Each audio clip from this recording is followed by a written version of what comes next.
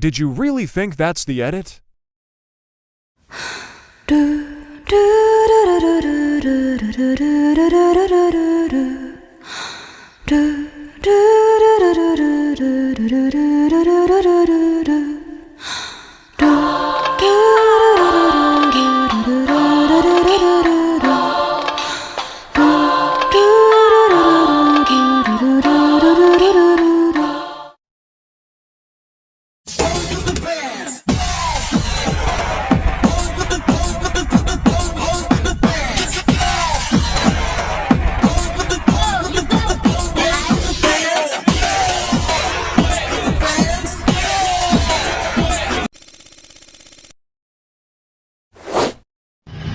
Good day, everyone.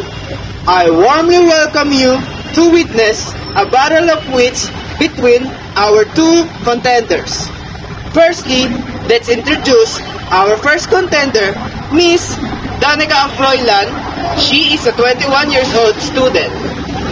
Our next contender, we are welcoming her, Miss Trisha De Brando. She is a 18-year-old student.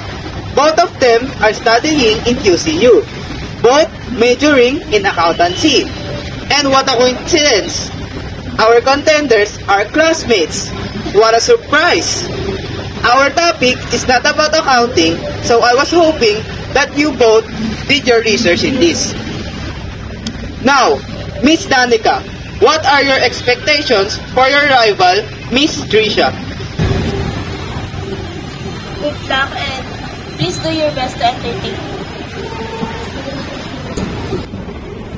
Wow! Is that a challenge? It is, isn't it? What about you, Miss Trisha? Do you accept Miss Danica's challenge? Of course I do. I was also hoping that Miss Danica will be an interesting rival. Okay then, let's start our show. Before the show started, I already gave you a task to think of questions related to the assigned specific subject. Now, this is the rules.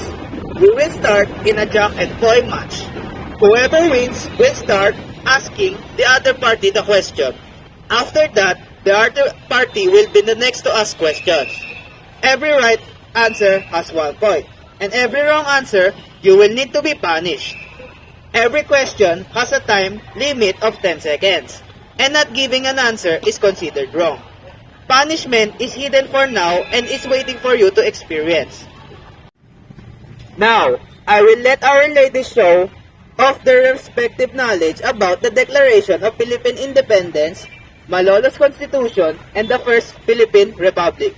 You may start now. Ready, ready, ready, ready! Jack and fight! Jack and fight! Jack and fight!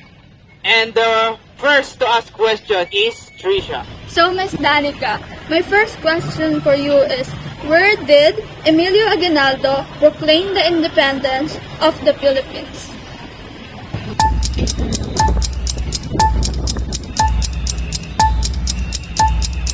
It was in Cavite, El Viejo, now known as Kawit Cavite. Now, Miss Trisha, my question for you is, when was the Malolos Constitution ratified? I believe it was in November 29, 1898. So my question is, the Philippine national flag that was officially played with National March in public was made by...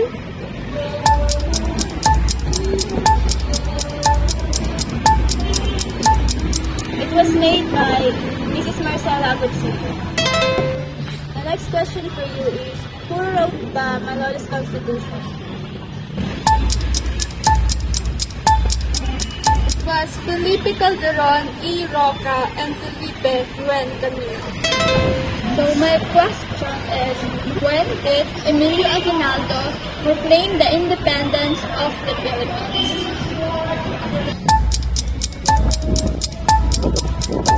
I think it's June 12, 1897. And the correct answer is June 12, 1898. It's punishment time! Brought to you by clinically mildness proven Johnson's Blossoms Baby Powder. Go.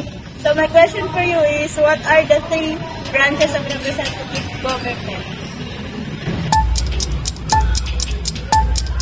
It was executive, legislative, and judicial.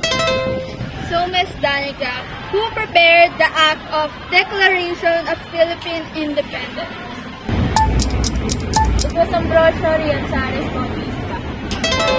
Next question is, what is Malolos also known as?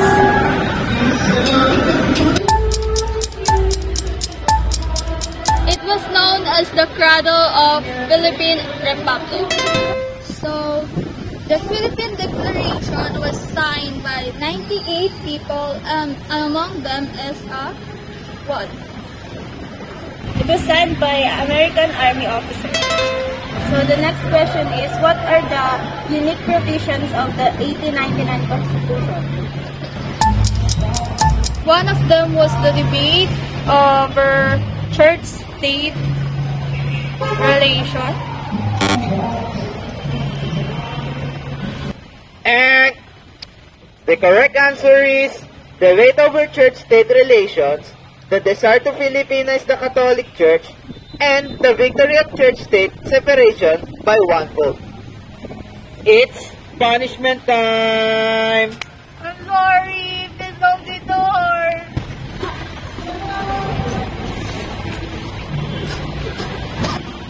So my question for you is, when did the first Philippine Republic end?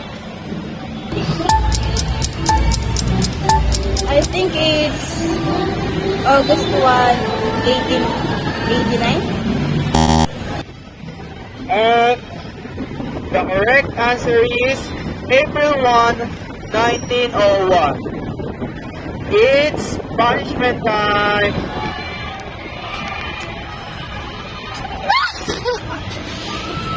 Congratulations to the both of you.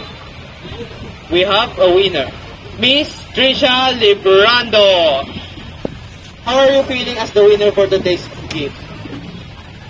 I'm very happy and I'm thankful for everyone who supported me, and I thank my rival who almost beat with me, and I thank everyone for their support. Thank you.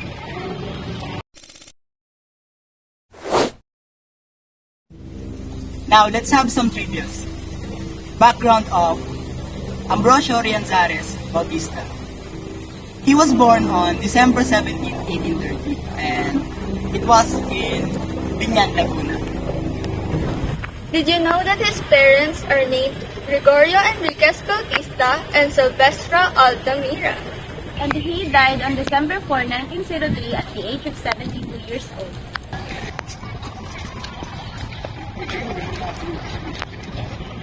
He died in a fatal fall from a horse-drawn carriage. His educational background. He studied at University of Santo Tomas and earned his degree in 1865 at the age of 35 years old. He prepared, written, and read the Act of Declaration of Philippine Independence in Spanish language. He was General Emilio Aguinaldo's confidante, popularly known as Don Bosco.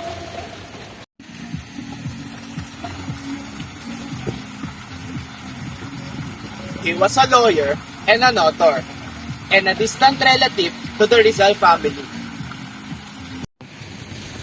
He solicited funds to finance a campaign for reforms in the Philippines. He became a member of La Liga Filipina, Cuerpo de Compromisarios, and La Propaganda. He was arrested and imprisoned at forced Santiago by his fathers, and he became the first advisor to President Emilio Aguinaldo in 1890. He was elected in the position of President in Congress on Tarlac in July 14, 1899. Background of Felipe Gonzalez Calderon P. Roca. He was born on April 4, 1868 in Santa Cruz de Malabon, Cavite. His parents are Jose Gonzalez Calderon and Manuela Roca. He died on June 6, 1908 at age 40. He co-authored the Constitution Politica de 1899, which was the constitution of the first Philippine Republic. Nice. He studied at University of Santo Tomas and completed his studies in 1893. After graduation, he participated in the law office of Cayetano Arellano. He is known as the father of Malolos Constitution. In 1899, he founded the Law School Escuela de Derecho de Manila, which is known as the Manila Law College.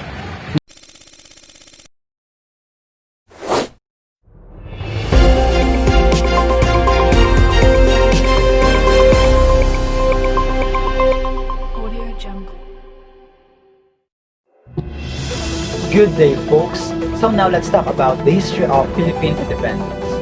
Around May to June 1898, Ambrosio Rianzares Bautista wrote the Declaration of Philippine Independence and was authorized by General Emilio Aguinaldo, who later on was recognized as the first president of the Philippines.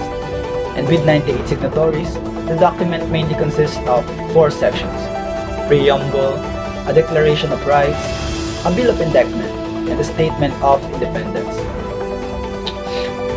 And on June 12, 1898, in Cavite El Viejo, currently known as Kawit Cavite in Philippines, the day which has been regarded as the Philippine Independence Day, as declared in the Republic Act number 4166 and signed and approved by former President Diosdado Macapagal in August 4, 1964. This day was chosen by Aguinaldo to proclaim independence from the Spanish colonization, with high hopes that this would be made possible after the United States declared war against Spain. And to be continued by Miss Tricia. Thank you, Mr. Janmark. I would also like to add about Bautista is that with a common opponent, he made alliances with the U.S. to combat against the Spanish colonial government, which governs the Philippines for about 333 years by that time, counting from the year 1565. Under the reign, Filipinos, which they regarded to as Indios or savage that time, have suffered different kinds of abuse such as the polo y servicio or forced labor with no compensation, and comienda, wherein they use the Catholic faith as a tool to take as much as resources as they can from those forced laborers, taxes in a form of tribute or bandala, sexual assault to women and children, and limitation of rights to education, wherein Filipino children are only granted a certain level of education, much inferior to Spanish students, as to avoid having Filipinos gain much or sufficient knowledge to declare a revolt against them. But their fear did happen. Filipinos have eventually gained as much knowledge as they could, that their spirits have been awakened and enlightened. With the help of Rizal's writings too, they were able to create bloodshed revolutions, such as the KKK, led by Andres Bonifacio. Declaration of Independence marks the end of the Spanish regime in the Philippines. And although a short-lived liberty, it has inspired more Filipino to fight for their rights and freedom. What about you, Miss Danica? Do you have anything more to add? On September 4 of the same year, Aguinaldo, as president, convened the Revolutionary Congress at Barasin, Malawas, Bulacan, informally known as the Malawas Congress, which consisted of 50 delegates. Knowing that the country is in need of a constitution as the backbone of governance, including lawmaking and government rules, Felipe Calderon y Roca, a lawyer, politician, and intellectual, regarded as the father of the Malawi's constitution, with all the other Filipino representatives, authored the Malawi's constitution of 1899, which paved the way for the first Philippine Republic. Upon the promulgation of the constitution on January 21, 1899, a democratic republican government was formed, consisting of three branches: the executive branch, which consists of the president, vice president, cabinets, commissions, and committees who approves and enforces laws and acts. Second is the legislative branch, which consists of the House Representative and the Congress to approve or disapprove the presidential nomination. Thus, they serve as the signatories. And lastly, the judicial branch, which consists of the Chief Justice, the Supreme Court, and the lower courts, which interpret and apply laws to civil case to make judgment. Wraps up our coverage about the history of Philippine independence. And always stay tuned every 7 o'clock in the evening for 24/7 news. Thank you all and have a wonderful evening. Peace.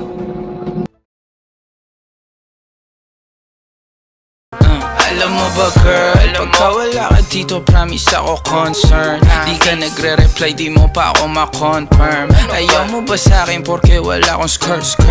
O ayaw mo sa'kin kasi ikaw mas